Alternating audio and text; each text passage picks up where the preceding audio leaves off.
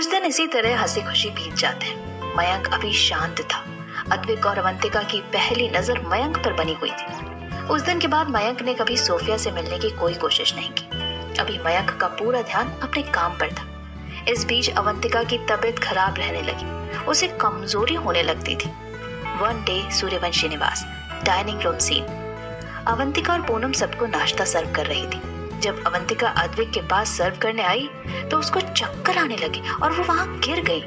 अद्विक, अवंतिका।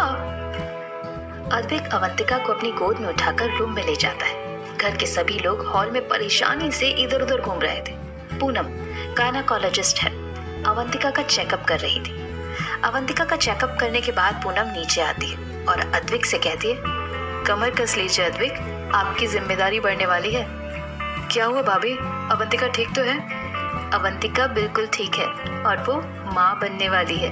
पूनम की बात सुनकर सबके बीच खुशी की लहर दौड़ पड़ती है। अद्विक पूनम की बात पर ध्यान दिए बिना कहता है, हमेशा कहता हूँ इस लड़की से अपना ख्याल रखे, लेकिन इसे तो सिर्फ काम काम और काम ही करना होता है। आप पापा बनने वाले हैं अद्विक। पूनम की बात सुनकर अद्विक हैरानी और खुशी के मिले जुले भाव के साथ कहता है, मैं पापा बनने वाला हूँ?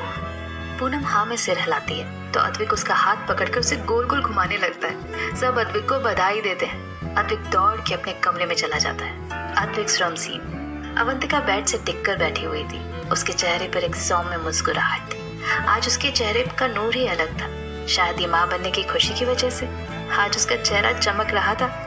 अद्विक बिना समय गवाए अवंतिका को गले से लगा लेता है। मैं बता नहीं सकता आज मैं कितना खुश हूँ। तुमने मेरी लाइफ की सबसे बड़ी खुशी दी है मुझे। आई लव यू अवंतिका। तुम्हारी मेरे लाइफ में आने के बाद मेरी लाइफ जन्नत हो गई है। तुम्हारी वजह से आज मैं इतना खुश हूँ। I love you too. Advik Avantika से अलग होकर उसके माथे को चूम लेता है। इस एहसास के साथ अवंतिका की आंखें अपने आप बंद हो जाती हैं। अद्विक अवंतिका की बंद पलकों को चूम लेता है। वो अवंतिका की शर्म से लाल हो रहे रुखसार को भी चूम लेता है। फिर वो हल्के से अवंतिका की होठों को चूमकर उसे अपने गले से लगा लेता है। थोड़ी देर बाद अद्विक और अवंतिका नीचे आते हैं। सब उन्हें बधाई दे रहे थे, लेकिन कोई था जो अपनी लाल आंखों से अद्विक को घूर रहा था, जिसमें गुस्सा, नफरत, जलन और घृणा साफ देखी जा सकती थी। वो आदमी बिना कुछ बोले सूर्यवंशी निवास से चला जाता है। क्या बता सकते हैं ये वो आदमी कौन हो सकता है? आगे सुनिए। Advik room scene. Avantika balcony की रेलिंग पकड़े हुई थी और अद्विक ने उसे पीछे से अपनी बाहों में भर रखा था। अवंतिका कहती है, कितना सुकून है ना यहाँ। आज फाइनली हमारी लाइफ में खुशियाँ ही खुशियाँ हैं, सिर्फ खुशियाँ, और कोई परेशानी नहीं, कोई टेंशन नहीं, बस सुकून ही सुकून है। हमारी लाइफ में प्रॉब्लम तो मेरी वजह से ही आई थी ना। मेरा वो मतलब नहीं था। जानता हूँ, लेकिन ये बात भी तो सच है ना कि सोफिया मेरी वजह से ही हमारी लाइफ में आई और इतनी सारी परेशानी हुई हमारी लाइफ में। वो सब छोड़िए ना, बेकार में गड़े मुर्दे उखाड़ रहे हैं। अब हमारी लाइफ में कोई टेंशन नहीं है, तो पुरानी बात छोड़िए और अपने आने वाले कल के बारे में सोचिए। हाँ, वैसे तुम्हें पता है मैंने हमारे होने वाले बेबी के नाम भी सोच लिए हैं। और वो क्या? अगर बेबी गर्ल हुई तो हम उसका नाम अविका रखेंगे, और अगर बेबी बॉय हुआ तो हम उसका नाम अथर्व रखेंगे। Beautiful. Other side, Deshmukh house, Mayank room scene. कमरे का हाल खराब हो चुका था। हर तरफ कांच के टुकड़े बिखरे हुए थे। मयंक, नहीं, ऐसा नहीं हो सकता। अब तक तो मैं सिर्फ अपना बनाना चाहता था तुम्हें, लेकिन अब मैं उस अद्विक को मार के तुम्हें अपना बनाऊंगा। मेरी खुशियाँ छीन कर तुम्हें खुश रहने का कोई हक नहीं। मैं तुमसे तुम्हारा सब कुछ छीन लूंगा, तुम्हारी बीवी और तुम्हारा होने वाला बच्चा। अपनी बर्बादी के लिए तैयार हो जाओ मिस्टर अद्विक सूर्यवंशी। तुम्हारी उल्टी गिनती आज से शुरू होती है। मयंक अवंतिका की तस्वीर के सामने जाकर कहता है, ये तुमने बिल्कुल अच्छा नहीं किया बेबी डॉल। मुझे छोड़कर उस अद्विक के साथ तुम मेरी बात कैसे भूल गई कि तुम सिर्फ मेरी हो, सिर्फ मयंक देशमुख की। मैं तुमसे बहुत नाराज हूँ और इसका हिसाब मैं लेकर रहूंगा तुमसे। तुम चिंता मत करो जान, आना तो तुम्हें मेरे पास ही है। अब तुम अपनी इच्छा से आओ या जबरदस्ती करने से, मुझे उससे कोई फर्क नहीं पड़ता। स्टोरी अपने अंत समय में आ चुकी है, बस और कुछ पार्ट्स आने वाले हैं बदले के, तो आगे सुनिए। अद्विक और अवंतिका अपनी जिंदगी खुशी खुशी बिता रहे थे। सोफिया का चैप्टर उनकी जिंदगी से खत्म हो चुका था और सोफिया नाम की बला उनकी जिंदगी से जा चुकी थी। हर तरफ सिर्फ खुशियां ही खुशियां थी। अवंतिका रघुनाथ जी से रिया और रोहन की शादी की बात कर चुकी थी। रघुनाथ जी और पूरे सूर्यवंशी परिवार को भी रिया पसंद थी, तो उन्हें इस रिश्ते से कोई आपत्ति नहीं हुई और उन्होंने रिया और रोहन की सगाई की डेट फिक्स कर दी। अद्विका शिवांश को इग्नोर कर रही थी। वो हर संभव कोशिश करती थी कि वो शिवांश के सामने ना आ जाए। अद्विका ने अपना ध्यान पढ़ाई में लगा दिया था। वो एक सफल लॉयर बनना चाहती थी। पहले शिवांश ने ज्यादा ध्यान नहीं दिया, लेकिन अब उसे भी अद्विका की इग्नोरेंस खटक रही थी। वो समझ नहीं पा रहा था कि आखिर क्यों अद्विका उसे इग्नोर कर रही है। रोहन और रिया ने भी अपना ध्यान रोहानिया कंस्ट्रक्शन पर लगा दिया था। अद्विक और प्रवीण की मदद से अवंतिका ने मयंक के आधे से ज्यादा गैरकानूनी धंधों को बंद करवा दिया था और वो कभी भी नहीं समझ पा रहा था कि आखिर कैसे उसके सारे काम असफल हो रहे हैं। मयंक पहले से ही अद्विक और अवंतिका से खार खाए बैठा था और अब उसका बिजनेस भी सही नहीं चल रहा था। मयंक को भनक लग चुकी थी कि ये सब अद्विक और अवंतिका ही कर रहे हैं, लेकिन मयंक फिर भी चुप था। वो बस सही समय का इंतजार कर रहा था। One day at night, Suryavanshi निवास, अद्विक्स रूम सीन। अद्विक अवंतिका को अपनी बाहों में लिए सो रहा था। तभी अवंतिका उठकर बैठ जाती और एकटक अद्विक को देखने लगती। जब अद्विक को एहसास होता है कि अवंतिका उसके पास नहीं है, तो वो अपनी आंखें खोल के देखता है तो उसकी नजर अवंतिका से जा मिलती है, जो उसे निहार रही थी। क्या हुआ जान, तुम ऐसे क्यों बैठी हो? मुझे नींद नहीं आ रही। क्यों? क्योंकि मुझे भूख लग रही है। थोड़ी देर पहले तो तुमने खाना खाया था, इतनी जल्दी भूख लग गई? कहना क्या चाहते हैं आप कि मैं ज्यादा खाती हूँ? आप ना मुझसे प्यार ही नहीं करते। मुझे आपसे बातें नहीं करनी, सो जाओ आप। अरे अरे, गुस्सा क्यों हो रही हो? बोलो क्या खाओगी? जो कहोगी मैं बना दूंगा। सच्ची? आप बनाएंगे मेरे लिए? हाँ। अपना पपी फेस बनाते हुए अवंतिका कहती है, मुझे ना व्हाइट सॉस पास्ता खाना है। अद्विक अवंतिका के होठों को चूम लेता है। तुम यहीं वेट करो, मैं बनाकर लेकर आता हूँ। नहीं, मुझे भी आपके साथ जाना है। ठीक है, चलो।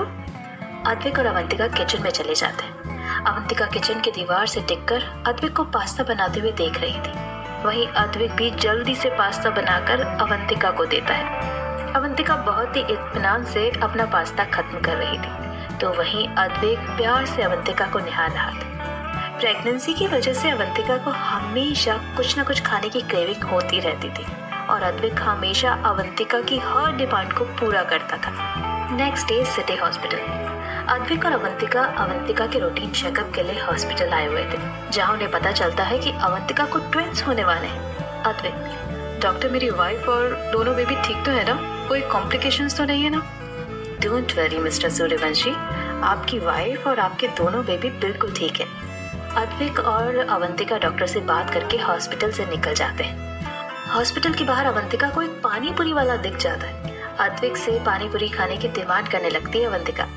अद्विक और अवंतिका पानी पूरी खाने में बिजी थे, तो वहीं एक आदमी ने अद्विक की गाड़ी के ब्रेक फेल कर दिए। दरअसल आज मयंक को पता चला था कि अद्विक और अवंतिका हॉस्पिटल जा रहे हैं, तो उसे ये सही मौका लगा अद्विक और अवंतिका को एक साथ खत्म करने का। इसलिए मयंक ने अपने आदमी को बोलकर अद्विक की गाड़ी के ब्रेक फेल करवा दिए। अब देखना ये है कि क्या मयंक अपने चाल में कामयाब हो पाएगा या नहीं। आगे सुनिए। Unknown place. ये कंस्ट्रक्शन बिल्डिंग थी जहाँ कुछ लड़कियों को बांध कर रखा गया था। उनके कपड़े भी जगह जगह से फटे हुए थे और वहाँ पर नीले रंग के निशान हो रहे थे। ऐसे ही कुछ निशान उनके चेहरे पर भी थे। उन लड़कियों की नजर एक कमरे पर थी जहाँ से चीखने की आवाजें आ रही थी। हर बढ़ती आवाज के साथ उन लड़कियों का डर भी बढ़ता जा रहा था। तभी वहाँ बगीरा मयंक कुछ आदमियों के साथ आता है और कमरे के अंदर चला जाता है। थोड़ी देर बाद वो लोग बाहर आते हैं। एक आदमी, बॉस इन लड़कियों का क्या करना है?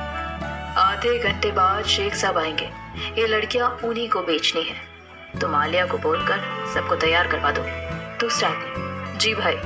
मयंक के कहे मुताबिक कुछ ही समय में एक आदमी आता है जिसके साथ उसके गार्ड भी आ रहे होते हैं। मयंक, आइए शेख साहब। शेख, हमारे पास ज्यादा टाइम नहीं है मयंक, तुम जल्द से जल्द माल लेकर आओ। मयंक अपने आदमी को उन सारी लड़कियों को लाने के लिए कहता है। जब वो आदमी अंदर कमरे में जाता है तो वहाँ कोई भी लड़की नहीं होती है। फिर वो आदमी उस कमरे में जाता है जहाँ बच्चों के हाथ पैर काट कर उन्हें अपाहिज बनाकर भीख मंगवाने के लिए रखा जाता है, लेकिन वहाँ पर भी कोई बच्चे नहीं थे और जो आदमी वहाँ पहरा दे रहा था वो भी बेहोश पड़ा था। ये सब देखकर वो आदमी बुरी तरह से घबरा जाता है और जाकर मयंक को सब कुछ बता देता है। उन सब की बात सुनकर मयंक पूरी बिल्डिंग में छानबीन करने लगता है। तभी वहाँ उसे एक ब्रेसलेट मिलता है जिस पर AA लिखा हुआ था। मयंक कुछ समझ पाता या रिएक्ट कर पाता उससे पहले उस एरिया में पुलिस सायरन की आवाज आने लगती है। फ्लैशबैक। जब मयंक और उसके आदमी ने उन लड़कियों को तैयार होने के लिए भेज दिया, अवंतिका ने अद्विक और प्रवीण के साथ मिलकर उन लड़कियों को वहां से सुरक्षित बाहर निकाल लिया। और जब मयंक शेख साहब के साथ बिजी था तब अवंतिका ने उन बच्चों को वहां से निकालकर हॉस्पिटल भेज दिया। मयंक के पीठ पीछे इतना कुछ हो गया, लेकिन मयंक को किसी चीज की भनक तक नहीं लगी। Flashback ends. पुलिस वाले वहां मौजूद सभी लोगों को पकड़कर ले जाते हैं, लेकिन मयंक बचकर निकल जाता है। मयंक अपनी सोच से बाहर आता है और अवंतिका और अद्विक की फोटो के सामने जाकर खड़ा हो जाता है। मयंक ने उन दोनों की फोटो पर रेड क्रॉस लगा रखे थे। मयंक, ये तुमने बिल्कुल ठीक नहीं किया अवंतिका। बगीरा को अपने काम से बहुत प्यार है और जो उसे नुकसान पहुंचाता है उसे बगीरा मौत के घाट उतार देता है। अब तुम दोनों की बारी है मरने की। तुम दोनों की मौत का इंतजाम तो मैंने कर ही दिया है, बस जल्दी से तुम दोनों की मौत की खबर मिल जाए, फिर मेरे दिल को सुकून मिल जाएगा। इससे मयंक भी खुश और बगीरा भी। मयंक तुम दोनों को साथ नहीं देख सकता और बगीरा अपने दुश्मनों को जिंदा नहीं देख सकता। यहाँ अद्विक और अवंतिका अपना पानी पूरी एंजॉय कर रहे थे। पानी पूरी खाने के बाद अवंतिका ने आइसक्रीम की फरमाइश की और अवंतिका वहां से पैदल ही आइसक्रीम पार्लर अद्विक के साथ चली गई। थोड़ी देर बाद वो लोग आइसक्रीम खाकर अपनी कार में बैठकर चले जाते हैं। आफ्टर सम टाइम सूर्यवंशी निवास। घर के सब लोग हॉल में ही बैठे हुए थे। सब अद्विक और अवंतिका का वेट कर रहे थे। तभी उन्हें अद्विक और अवंतिका आते हुए दिखाई देते हैं। अवंतिका को अद्विक ने अपनी गोद में उठा रखा था और अवंतिका भी अद्विक के गले में बाहें डालकर सो गई थी। उन दोनों को साथ में देखकर सबके चेहरे पर एक मुस्कान आ गई। Deshmukh house, Mayank's room. मयंक ने गुस्से में अपने सारे सामान को इधर उधर फेंक रखा था। मयंक गुस्से से, इस बार भी बच गए, लेकिन अगली बार तुम्हें बचने का मौका नहीं दूंगा। हर बार किस्मत इतनी अच्छी नहीं होती अद्विक सूर्यवंशी। तुम्हें मौत से नहीं बचा सकेगा कोई। इस बार तुम्हारी मौत पक्की है और इतनी भयानक मौत तुम्हें दूंगा कि देखने वालों की रूह तक कांप जाएगी। अब मेरी जिंदगी का एकमात्र मकसद तुम्हें बर्बाद होते हुए देखना है अद्विक सूर्यवंशी। सूर्यवंशी निवास, अद्विक रूम्स। अद्विक अवंतिका को गोद में उठाए ही अपने कमरे में ले जाता है और उसे अच्छी तरह से लिटाकर उसे कंबल से कवर करके कमरे से बाहर निकल आता है। अद्विक को नीचे आता देखकर सब लोग उस पर सवालों की झड़ी लगा देते हैं, जैसे तुम लोगों को आने में इतनी देर क्यों हो गई, डॉक्टर ने क्या कहा, बेबी और अवंतिका ठीक है या नहीं। अद्विक चिल्ला कर कहता है, कोई मुझे कुछ बोलने देगा तब बोलूंगा ना। डॉक्टर ने कहा है अवंतिका और बेबी बिल्कुल ठीक है और हमें ट्विंस होने वाले हैं। और रही बात देर होने की, तो हमारी गाड़ी खराब हो गई थी तो हम कैब बुक करके आ गए, इसमें लेट हो गया। थके होने की वजह से अवंतिका कैब में ही सो गई। सब डिनर करके अपने अपने कमरों में चले जाते हैं। अद्विक अवंतिका को उठाने से मना कर देता है। अद्विक रूम सी। अद्विक बिना पलक झपकाए अवंतिका को देख रहा था, जो सुकून से तकिए को गले लगाए सो रही थी। अद्विक, मैं तुम्हें कोई भी आंच नहीं आने दूंगा जान। अगर आज सही वक्त पर प्रवीण का फोन नहीं आता तो पता नहीं क्या हो जाता। चलिए चलते हैं फ्लैशबैक में, वो भी बिना डोरेमोन के टाइम मशीन के। फ्लैशबैक। अवंतिका के कहने पर अद्विक और अवंतिका पानी पूरी खाने चले जाते हैं। फिर अवंतिका की फरमाइश आइसक्रीम खाने की होती।